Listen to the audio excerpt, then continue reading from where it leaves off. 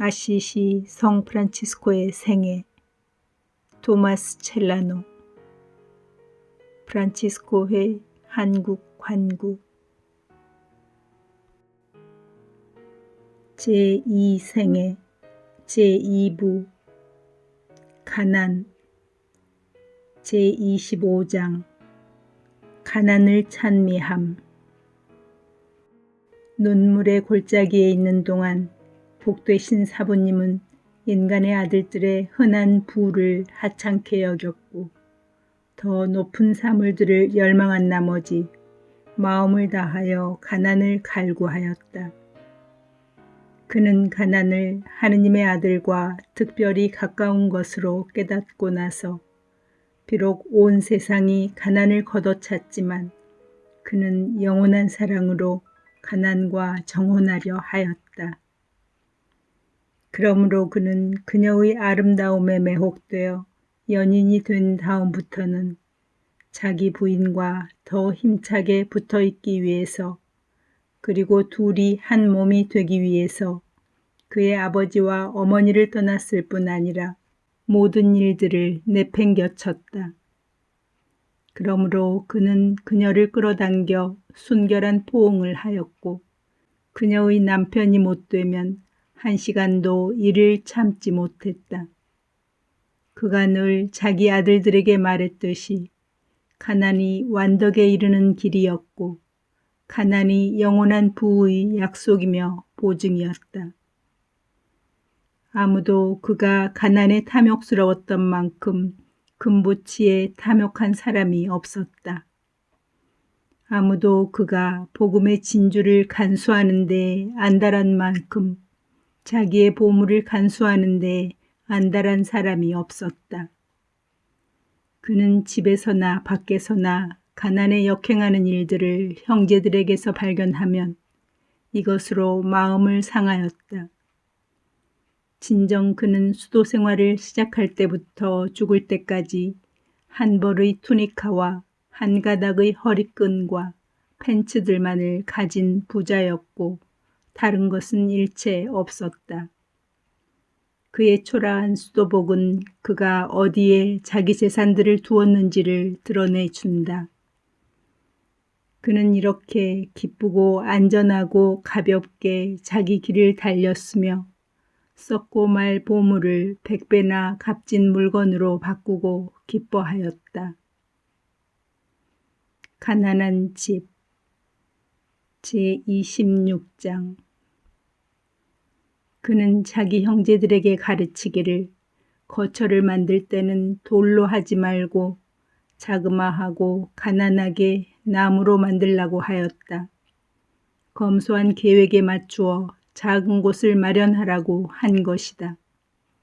가난에 관하여 말을 할 때면 그는 자주 자기 형제들에게 복음의 다음 말씀을 들려주곤 하였다. 여우도 굴이 있고 하늘의 새도 보금자리가 있지만 하느님의 아들은 머리 둘 곳조차 없었다. 제27장 헐어버리려던 포르치웅쿨라의 집. 포르치웅쿨라의 성 마리아 성당에서 총회를 개최할 때가 되었다. 그곳에 집이 없는 것을 보고 시간이 촉박하자 아시시 사람들이 총회에 대비하여 집 하나를 신속히 지었다. 마침 이때에 하느님의 사람이 거기에 없었기 때문에 그는 이것을 몰랐다. 사부님이 돌아와서 그 집을 보자 일그러진 표정을 하고 심히 괴로워하였다. 그는 곧 집을 허물려고 우선 올라갔다. 지붕에 올라가 벽돌들과 기와를 힘차게 뜯어냈다. 그는 형제들도 올라오라고 하여 가난의 위배들은 이 괴물 같은 것들을 완전히 뜯어내라고 명하였다. 그곳에 아주 거만스러워 보이는 것이 있으면 그것이 무엇이든지 간에 형제회 안에서 삽시간에 소문이 퍼지며 그것이 모든 형제들에게 하나의 표본으로 받아들여질 것이라고 그는 말하곤 하였던 것이다. 거기에 와 있던 아시시의 기사들이 그 집은 시에 속하는 것이지 형제들의 소유가 아니라고 말하여 성인의 열기를 식히지 않았더라면 그 집을 송두리째 허물었을 것이다.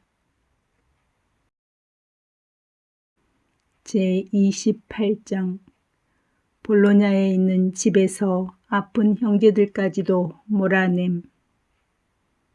한 번은 그가 베로나에서 돌아와 볼로냐로 향하려는데 형제들의 집이 새로이 그곳에 세워졌다는 말을 들었다. 형제들의 집이라는 말을 듣고 그는 볼로냐로 가지 않고 발길을 돌려 다른 길을 걸었다. 그러고는 형제들에게 그 집을 빨리 떠나라고 명하였다. 그래서 그들은 그 집을 버렸고 몸이 아픈 형제들까지도 머물지 못했을 뿐 아니라 다른 형제들과 더불어 쫓겨났다.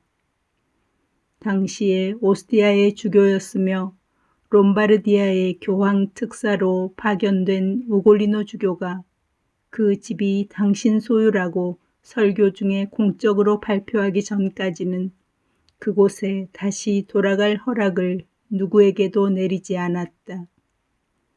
당시에 이 집에서 환자로 쫓겨났던 형제가 이를 증거하며 이 이야기를 쓴다. 제29장 자기 이름이 붙여진 방에 들어가기를 거절함. 다른 사람이 어떤 장소를 확실하게 소유하고 있지 않으면 프란치스코는 그곳이 어느 곳이든지 간에 자기 형제들이 거기에 거주하는 것을 원치 않았다. 그는 자기 아들들이 순례자의 신분을 지키기를 늘 염원하였다. 말하자면 다른 사람에게 속해 있는 지붕 밑에 숙박을 구한다든가 평화롭게 거닐어야 한다든가 그들의 고향을 그리워해야 한다든가 하는 것 등이다. 사르티아노에 있는 은둔소에서 있었던 일이다.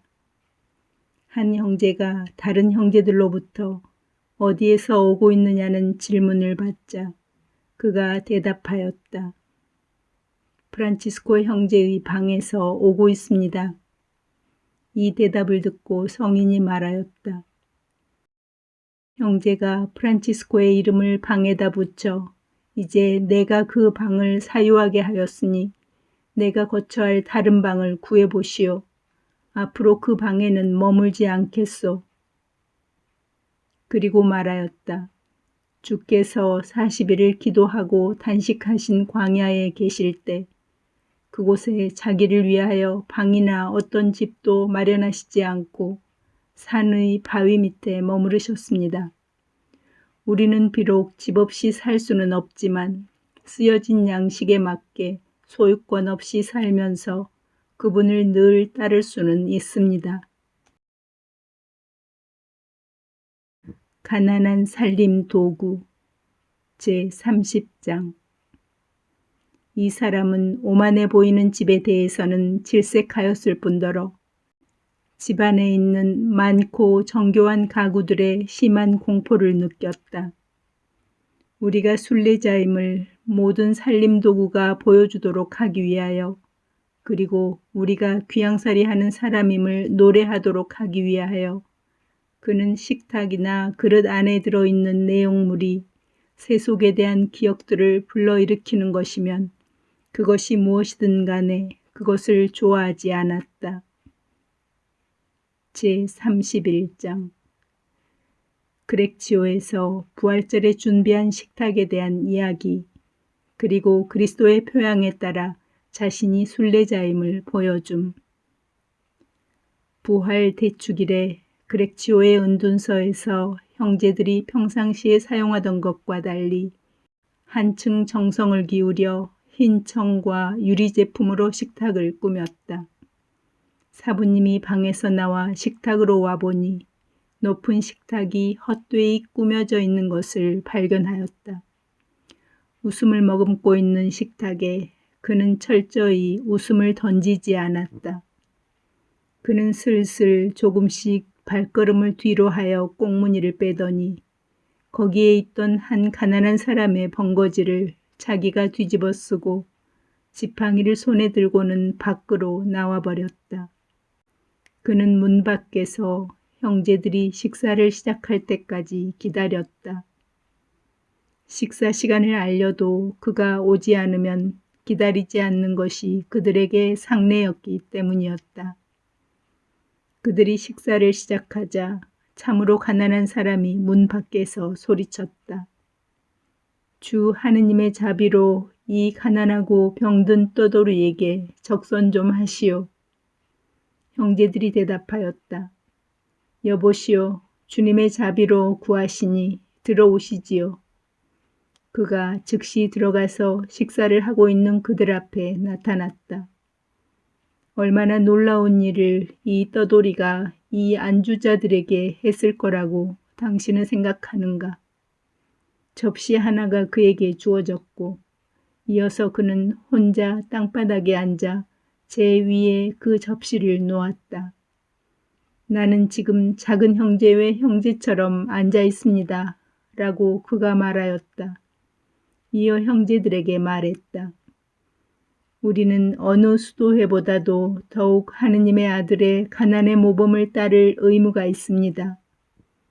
조금 전에 나는 조리되고 꾸며진 식탁을 보았습니다. 그리고 그것은 집집이 돌며 구걸하는 가난한 사람들의 식탁이 아니었다는 것도 알았습니다. 이러한 행동은 일찍이 예루살렘에서 홀로 있었던 떠돌이 그분과 그가 같았음을 증명한다. 그가 제자들에게 그런 말을 하는 동안 내내 그들의 가슴을 뜨겁게 달아오르게 하였다. 제32장 책들에 대한 욕심을 반대함. 그는 하느님의 말씀을 책에서 찾아야 한다고 가르쳤다. 물질적으로 값이 많이 나간다 해서 책을 찾아서는 안 되며 책의 아름다움 때문이 아니라 영적인 이익을 위해서 책을 찾아야 한다고 가르쳤다. 여하간 그는 형제들이 적은 양의 책을 가지기를 원하였다. 그는 필요로 하는 형제들에게만 책을 쓰도록 하였다. 그런데 어떤 봉사자 형제가 아주 멋있고 값진 책들을 허락을 받아 소유하려고 한 적이 있었다. 그가 성인으로부터 다음과 같은 말을 들었다. 나로서는 우리가 이미 약속한 복음서를 손에서 놓고 그 대신에 그러한 책들을 들고 싶지 않습니다. 당신의 뜻대로 하십시오. 그러나 나의 허락이 올가미가 되지 않기를 바랍니다. 가난한 잠자리 제33장 오스티아 주교와 있었던 일 그리고 주교의 찬사. 거적을 깔고 그 위에 반은 사가서 해진 누더기 이불이라도 덮을 수 있는 형제는 그 이불을 신혼의 원한 금침으로 여길 이만큼 이부자리와 잠자리에 가난히 뱄다. 당시에 총회가 포르친쿨라의 성마리아 성당에서 개최되고 있었다. 오스티아의 주교와 한 무리의 기사들과 성직자들이 형제들을 방문차 내왕하였다. 형제들이 날 바닥에 눕는다는 사실을 알고는 그리고 그들의 잠자리가 야수들의 소굴을 방불케 하자 주교는 비통하게 울면서 모든 이가 있는 자리에서 말하였다. 여기 형제들이 잠자는 곳을 보시오. 이어서 말하였다. 없어도 되는 사치스러운 물건들을 우리는 그다지도 많이 사용하고 있으니 가련한 우리는 장차 뭐가 될까요? 참석했던 모든 사람들이 눈물을 흘렸고 크게 감동되어 돌아갔다. 이 말을 한 사람은 바로 오스티아의 주교다. 그가 거룩한 희생제물로 그의 복된 영혼을 천국에 되돌릴 때까지 그는 교회의 큰 문이 되었고 언제나 교회의 적대자들과 대항하였다. 오 경건한 가슴이여, 오 자비한 마음이여, 높은 경지에 있으면서도 그는 높은 공적을 쌓지 못한 것을 슬퍼하였다. 그러나 사실은 그는 쥐기보다도 덕행이 더 높았던 것이다. 제34장 어느 날 깃털 베개를 베자 일어난 일. 이왕 잠자리 이야기가 나왔으니 유익한 이야기 하나만 더 하자. 세상사를 잊고 성인이 그리스도께 회도한 그날부터 그는 요를 깔고 눕지 않았을 뿐 아니라 깃털 베개도 베지 않았다. 병에 걸린다거나 아니면 밖에서 자도 이것만은 한결같았다. 그가 그렉치오 은둔소에 있을 때 이런 일이 있었다. 눈이 아파서 평소와는 달리 혹심한 고통을 받고 있을 때 그의 뜻과는 관계없이 작은 베개를 억지로 베지 않을 수 없었다. 그 밤을 그렇게 지내고 새벽이 되어 성인이 동료를 불러 말하였다. 형제여, 간밤에 잠을 이룰 수가 없었습니다. 그뿐 아니라 몸을 가누어 기도할 수도 없었습니다. 골이 흔들리고 무릎엔 맥이 빠지는 것이 온몸이 마치 독보리로 만든 빵을 먹은 것처럼 경련을 일으켰습니다. 내가 벤 베개에 마귀가 붙어 있는 것이 확실합니다. 더 이상 마귀가 내 머리맡에 있는 것을 원치 않으니 그 베개를 치우도록 하시오. 그 형제는 사부님의 하소연에 덩달아 괴로워져서 성인이 치우라고 던져준 그 베개를 들고 나오다가 그는 갑작스레 말을 못하고 공포에 눌려 그 자리에서 한 발자국도 뗄 수 없었던 것은 말할 것도 없고 도대체 팔을 움직일 수가 없었다. 잠시 후 이 사실을 안 성인께 불리어 가서 그제야 그는 풀리어 원상으로 돌아온 다음 자기가 당한 것을 이야기하였다. 사부님이 그에게 말하였다. 저녁에 끝기도를 바칠 때 마귀가 방에 들어온다는 것을 확실히 깨달았습니다. 우리의 원수는 매우 영리하고 교활하기 그지없습니다. 우리의 영혼을 속으로 해칠 수 없을 경우에는 최소한 육신에 무언가 불평할 꼬투리를 줍니다.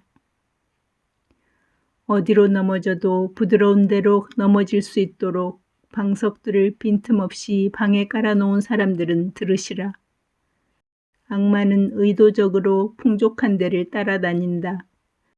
악마는 좋은 잠자리 곁에 있기를 좋아한다. 필요치 않은 곳에 이런 잠자리가 있거나 혹은 수도 생활이 일을 금하는 곳에 그런 것이 있으면 악마는 그런 잠자리 곁에 있기를 더 좋아한다. 늙은 악마는 가난한 자와 관계하는 것을 질색하며 극도의 가난을 두려워하기 때문에 알몸이 된 사람을 피한다. 만일 어떤 형제가 악마는 깃털에 숨어 있다는 것을 유념한다면 그 형제의 머리는 지푸로 만족할 것이다.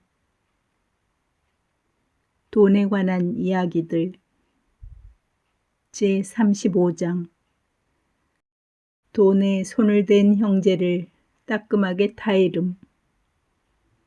하느님의 친구는 세상사 모두를 극단적으로 경멸하였다. 게다가 돈이라면 어느 것보다도 저주를 하였다.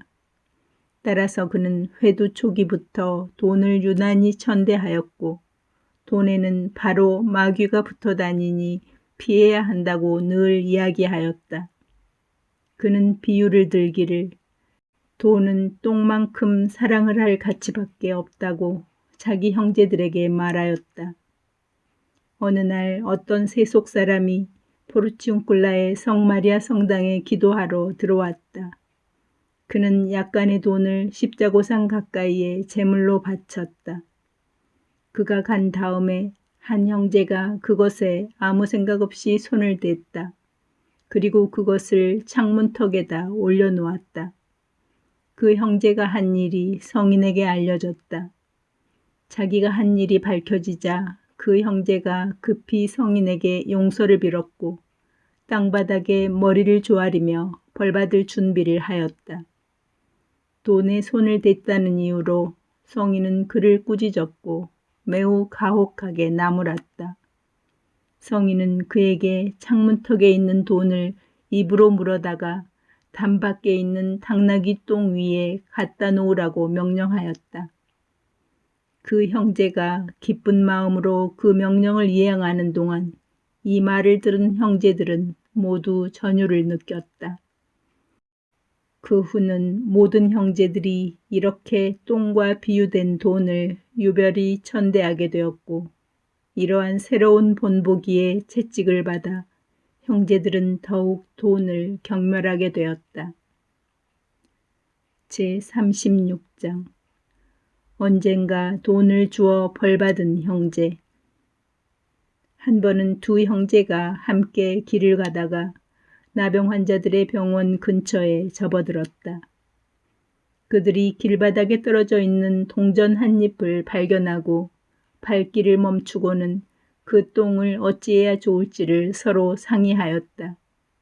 그중 한 형제는 다른 형제의 양심을 비웃고 돈이라면 걸신 들린 나병 환자들에게 주려고 동전을 주우려 하였다.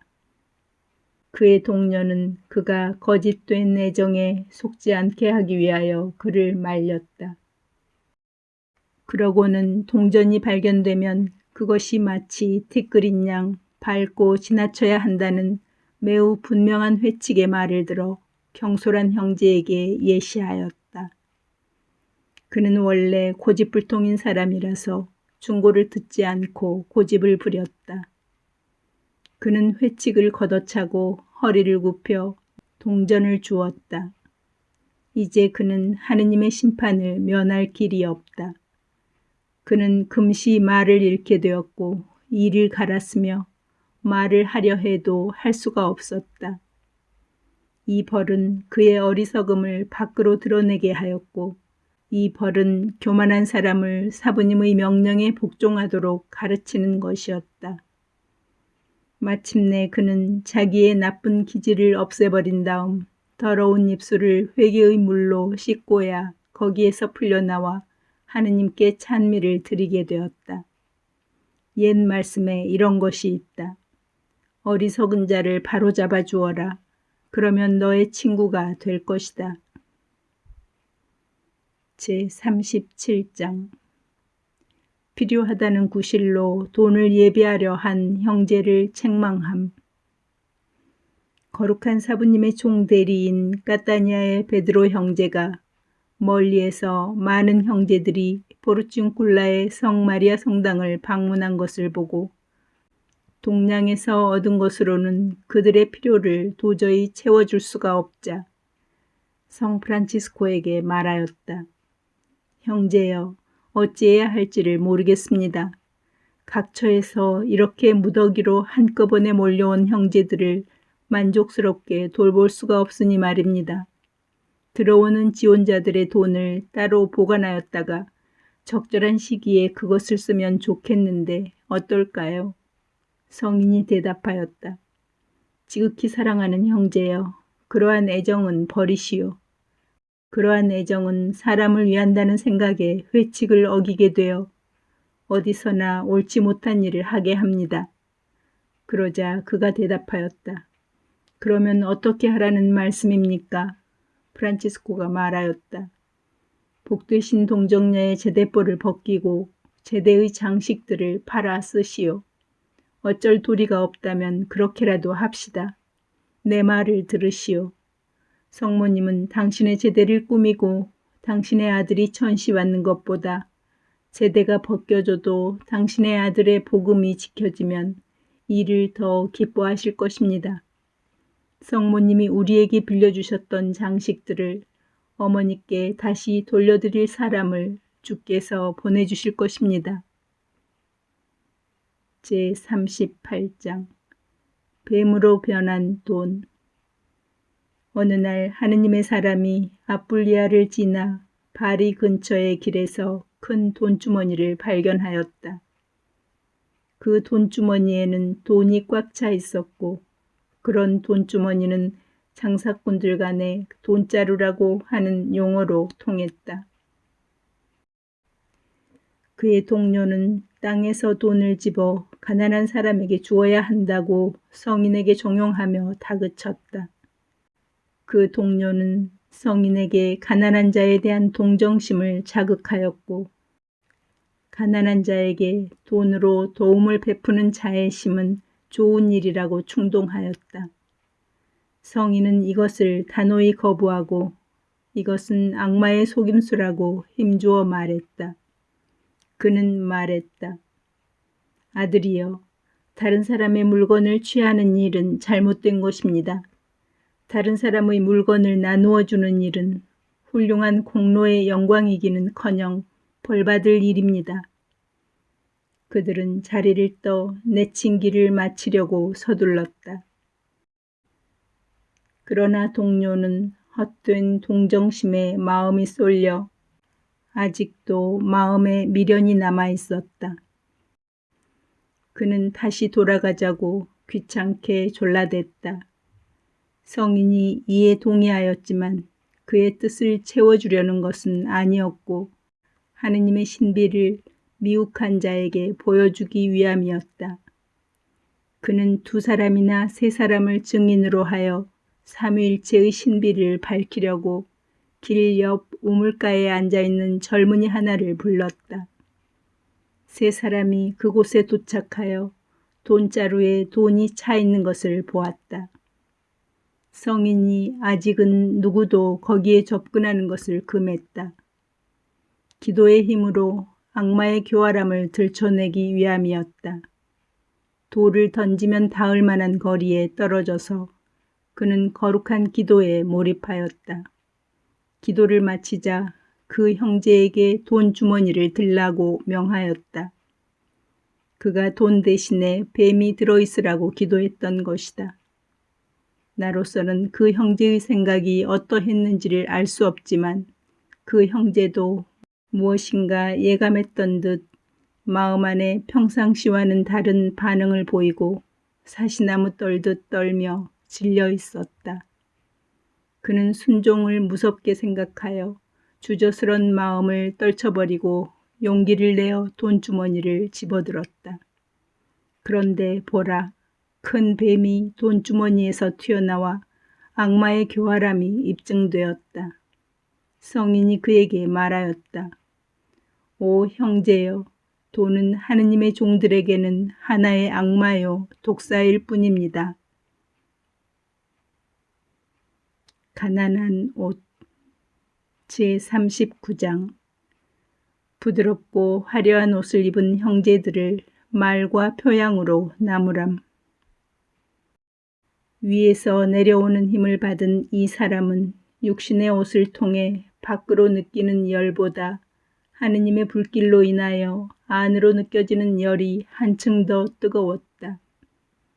그는 형제 외안에서 옷을 껴입은 형제들과 쓸데없이 부드러운 옷을 입은 형제들을 증오하였다. 아무튼 타당한 이유에서라기보다는 기호에서 시작되는 필요성은 영혼을 좀먹는 신호라고 그는 말하곤 하였다. 마음이 미지근해지고 은총에 나아가는 데에 있어서 점차 냉담하면 살과 피는 필연적으로 재미를 찾게 마련입니다. 영혼이 기쁨을 찾지 못한다면 남는 것이라고는 육신이 쾌락을 찾는 방향으로 흐르는 것이 아니겠습니까? 그렇게 되면 바로 그 동물적인 욕망이 필요성을 만들어 또 그렇게 되면 육적인 감성이 양심을 이룹니다. 그는 덧붙였다. 절박한 필요성이 나의 형제에게 닥쳐서 그 궁핍이 형제를 채가려고 한다고 합시다. 더욱이 그 형제가 빨리 만족을 채우려 하여 궁핍을 멀리 제거하려고 한다면 그가 받을 상급은 무엇일까요? 공로의 기회는 그에게 정말 있었습니다. 그러나 그 기회는 자기를 즐겁게 하지 못했음을 그는 단적으로 증명한 셈입니다. 성인은 이러한 말로 아니면 이와 비슷한 말로 궁핍을 견디려 하지 않는 형제들을 책망하였으니 궁핍을 참을성 있게 견디지 못하는 일은 에집트에 다시 돌아가는 것 이외에 아무것도 아니기 때문이었다. 마침내 그는 여하한 일이 있어도 형제들이 투니카를 2벌 이상 소유하는 것을 원치 않았다. 그러나 그 2벌의 투니카도 헝겊을 대고 기운 것만을 허락하였다. 그는 형제들에게 좋은 옷을 하찮게 여기라고 명하였고 그렇게 하지 않는 형제들은 모든 사람이 보는 앞에서 아주 매섭게 일책하였다. 그는 자기 스스로의 모범으로 그들을 부끄럽게 하기 위하여 자기의 투니카에 거친 배를 대고 기웠다. 또 자기가 죽어서 묻힐 때 입을 투니카도 거친 배로 하라고 말하였다. 그러나 그는 질병이나 다른 이유로 해서 어쩔 수 없이 살갗에 부드러운 투니카를 입지 않을 수 없는 형제들에게는 이를 허락하였다. 그러나 이러한 경우에도 외적으로는 거칠고 가난한 수도복을 입어야만 했다. 그는 말하곤 하였다. 언젠가는 엄격함이 힘을 잃고 미온적이 되어 가난한 스승의 아들들이 서로 붉은 비단옷은 아닐지 모르지만 그래도 그 비단옷만큼 값이 나가는 옷을 입고도 조금도 두려워하지 않게 될 것입니다. 사부님, 이렇게 해서 옆길로 나간 당신의 자녀들인 우리는 당신께 이 사실을 감출 도리가 없습니다. 더욱이 우리는 죄악에 빠졌나이다. 보라, 이러한 타락은 빛보다도 더 명확하고 또 날로 커가고 있지 아니한가. 제40장 가난을 등진 형제들은 가난을 깨닫고 돌아와야 한다고 말함. 성인은 수시로 되풀이하였다. 형제들이 가난을 등지는 한 세상도 그렇게 그들을 등질 것입니다. 형제들이 세상을 다시 구하겠지만 찾지 못할 것입니다. 그러나 그들이 나의 부인인 가난을 포옹한다면 세상은 그들을 키워줄 것입니다. 왜냐하면 세상은 세상의 구원을 위해 주어진 그들을 보살펴야 하기 때문입니다. 그리고 이어서 말하였다. 세상과 형제들 사이에 계약이 있습니다. 형제들은 좋은 표양을 세상에 주어야 하고 세상은 형제들에게 필요한 것을 제공해야 합니다. 그들이 신의를 깨고 좋은 표양을 철회하는 경우 세상도 그에 합당한 질책으로 그들에게서 손을 뗄 것입니다. 하느님의 사람은 가난의 열성을 내는 일에서 형제들의 숫자가 느는 것을 두려워하였다.